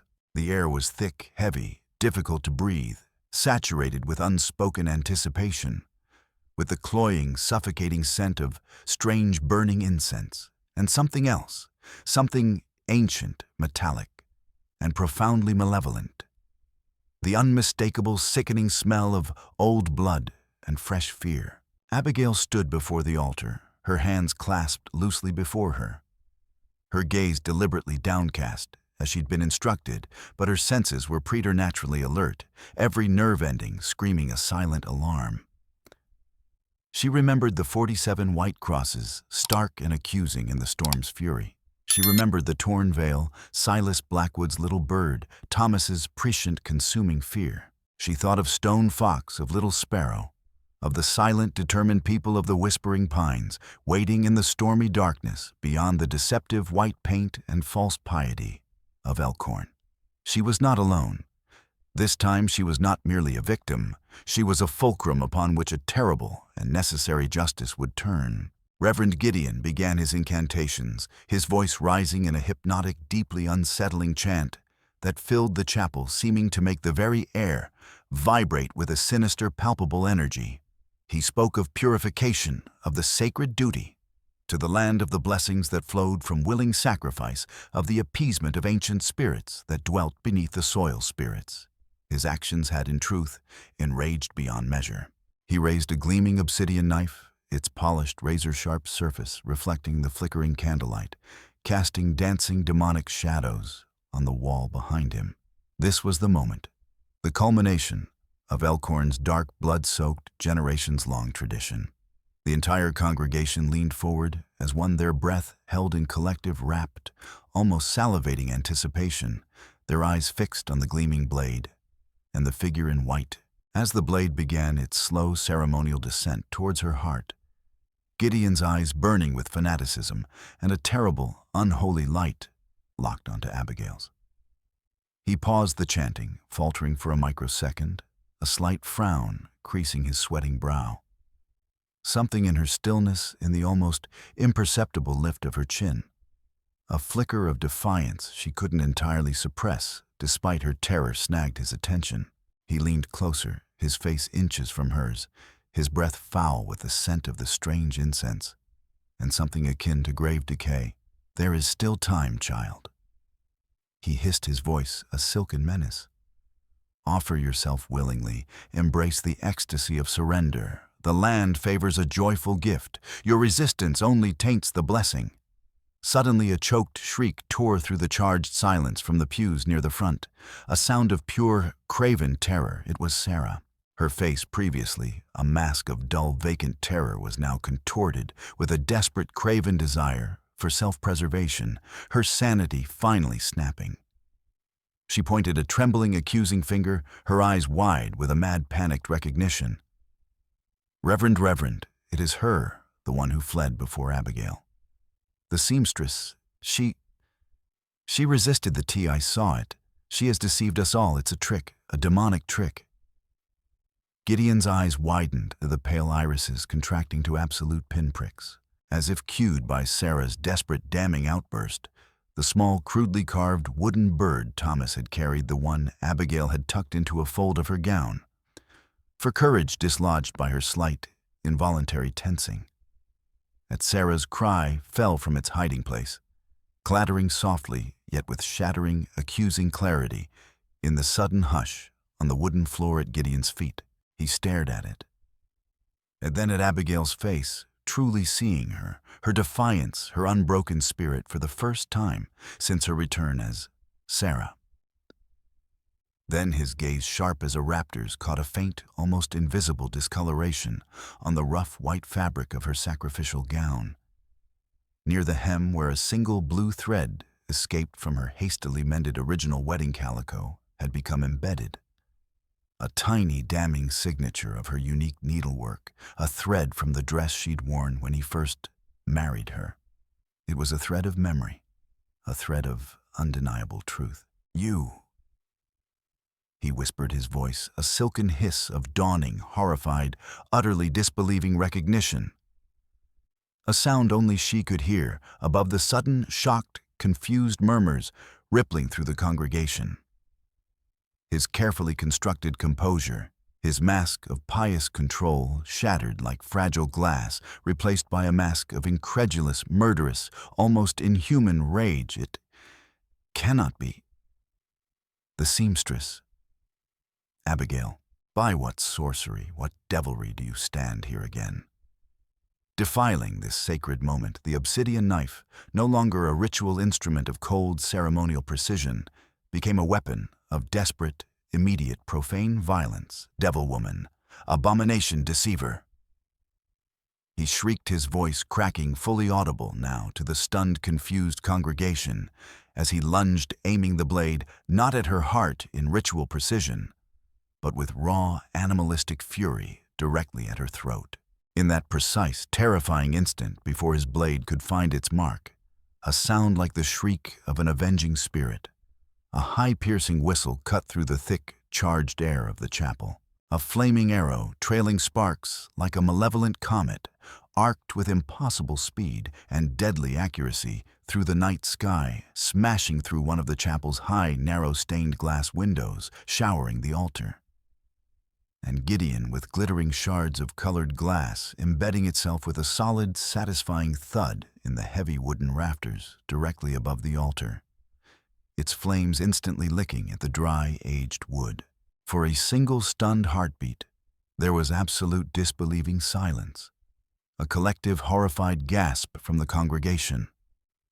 Their faces moments before alight with fevered, bloodthirsty anticipation, now frozen in disbelief and dawning primordial terror. Reverend Gideon. His lunge interrupted, his arm, still raised, stared upwards, his face a rictus of fury and utter confusion, the obsidian knife slipping from his suddenly nerveless fingers, clattering to the floor. Then the earth beneath the chapel roared with righteous fury. A series of deafening, cataclysmic explosions ripped through the foundations of the building with apocalyptic force. The floor buckled and heaved violently, sending pews and people flying like rag dolls. Flames, furious and insatiable, erupted from below, from the very ground that they had sought to appease with innocent blood, instantly licking at the dry-aged timbers of the church. Screams of terror and agony tore through the night as the entire structure began to groan and collapse inwards, the tall steeple tilting grotesquely like a dying condemned giant before crashing downwards with a sound like the world ending. Simultaneously, the ground behind the church, the profane burial field, the consecrated ground, seemed to burst open as meticulously placed charges laid by Stone Fox's warriors in the ancient, forgotten mining tunnels detonated with surgical, devastating devastation, unearthing the gruesome secrets it held, the 47 white crosses thrown askew like scattered, discarded bones, the dark, desecrated soil vomiting forth its grim skeletal contents in a horrifying, cathartic spectacle of divine retribution under the blood-orange, watching moon. Through the acrid, choking smoke, the searing, intolerable heat, and the symphony of terror and collapsing timbers, Abigail, miraculously unhurt in the initial blast, shielded by the heavy oak altar, which had toppled towards her like a protective hand, saw figures moving with swift, deadly purpose. Stone Fox and his warriors, their faces painted for battle, in terrifying ancestral designs that shimmered and writhed in the firelight, emerged from the surrounding forest, from the very ground. It seemed silent and swift as avenging spirits, their war cries piercing the pandemonium. Their arrows found their marks among the stunned, fleeing, or resisting townsfolk who had lorded over their stolen land for so long. Those who had actively participated in the town's dark, bloody secret, Mrs. Albright, her face a mask of crazed fury, tried to drag the weeping Elsie towards the inferno, screaming, "The sacrifice must be completed. The land demands it," before Little Sparrow's arrow silenced her blasphemy forever. This was not a battle for conquest in the traditional sense. It was an unearthing, an exorcism, a violent, bloody reclamation of stolen life and sacred land. While the town burned, a small, dedicated group of Nemena warriors, guided by the nimble Little Sparrow, had already infiltrated the preacher's burning manse and the hastily abandoned town records office. Securing the damning burial maps, Gideon had meticulously maintained the chillingly detailed bride registries listing names, origins, and dates of consecration, the detailed blueprints of Elkhorn's decades-long rituals and sacrifices. All the irrefutable, damning evidence of their systematic, monstrous atrocities, these documents, precious proof of Elkhorn's monstrous system, were bundled and spirited away into the night, destined for the outside world, ensuring that the truth, once so violently unearthed, could never be buried again. The fire spread with astonishing, terrible speed, fanned by a rising, vengeful wind, consuming the tinder-dry wooden buildings of Elkhorn one by one. The town that was built on lies and nourished by innocent blood burned from within and without a fitting pyre for its own insidious, pervasive wickedness. The carefully constructed preternatural order dissolved into pandemonium ruin and the stench of righteous incineration. The flames lit up the night sky for miles around a terrible yet profoundly cleansing inferno, a beacon of an awful, long-delayed justice enacted.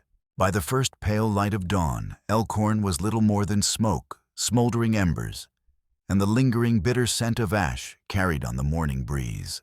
Its carefully swept streets were choked with debris and charred timbers, its neat white houses charred skeletal remains, grotesque parodies of their former deceptive innocence.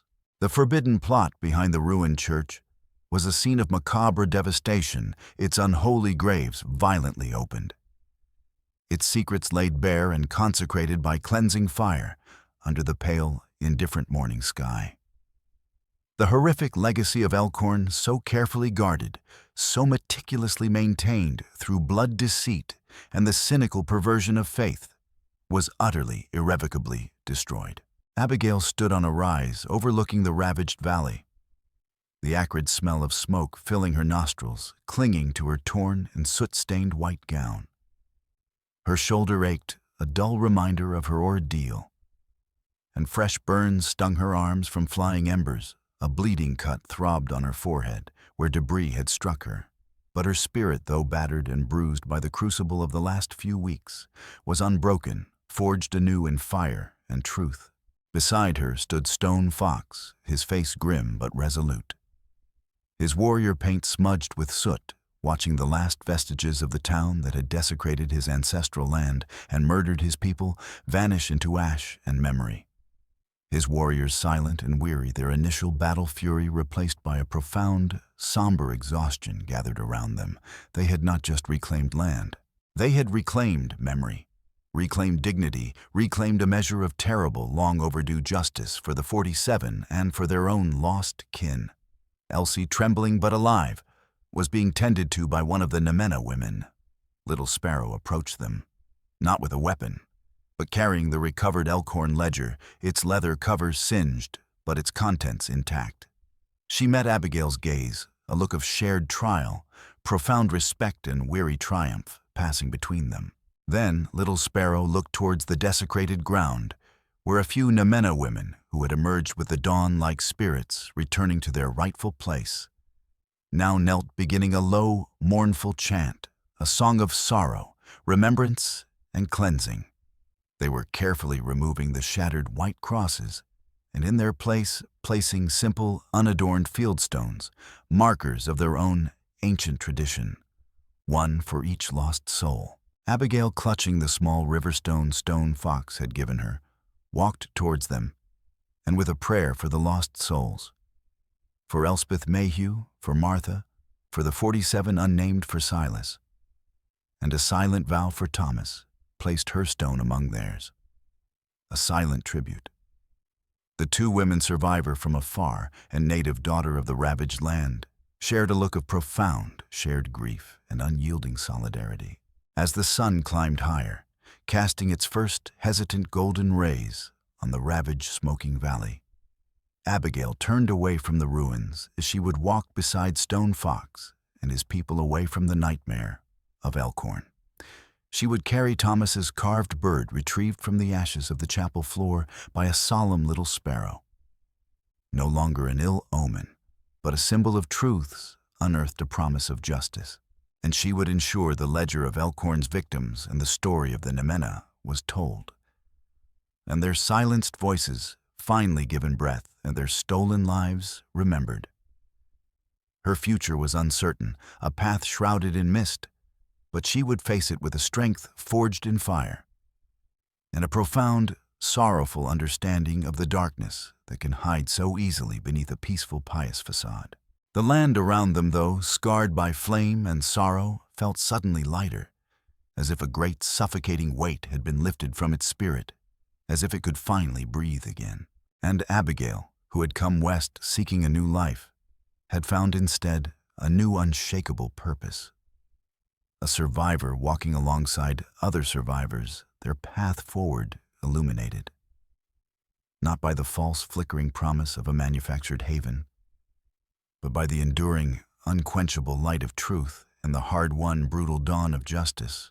Her journey would continue now, not as a seeker of sanctuary, but as a bearer of witness dedicated to ensuring such gardens fed by blood would never bloom in secrecy again, and to helping the people of the Whispering Pines reclaim not just their land, but their history, their stories, their song, ensuring that from the ashes of Elkhorn, a memorial of truth would one day rise.